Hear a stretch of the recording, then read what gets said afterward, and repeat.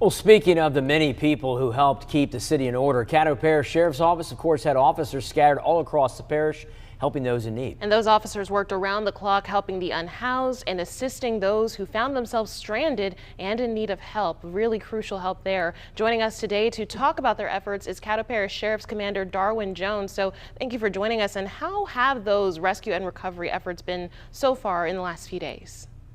They've been great. Unfortunately, we lost 2 homeless persons since the onset of the storm. However, we've also reached out to those who refuse to go to the warming centers or to any type of shelter for various reasons. That's been a struggle in itself.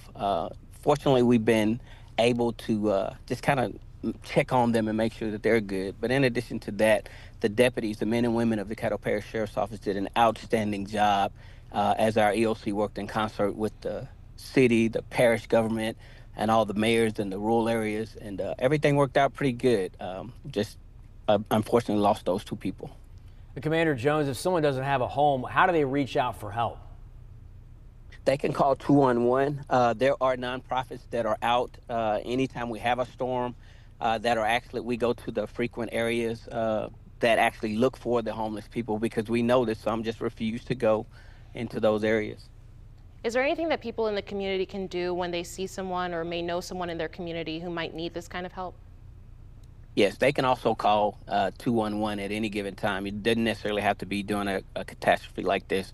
211 is there to direct us in whatever direction we need for whatever type of help we need. Warming centers, shelters, and whatnot. The Red Cross shelter was open on the fairgrounds. We will even, if necessary, Sport Trend has been helping us with dialysis patients, but if necessary, we'll transport them to the shelters.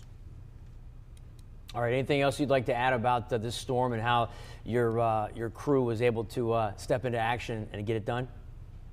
I am very proud of Sheriff Whitehorn, Captain Tony LeBlanc, LP Lane, the citizens, and the leaders, the leadership. It's evident that we learned something from the previous snowstorm a few years ago.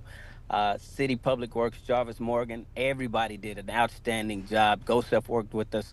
So I want to give kudos to all of those people who put forth those efforts and made those sacrifices, some even spending the night at the 911 center and all of that. So it was absolutely a ball working with these people, little or no issues, and we'll take this as a lesson learned for the next storm.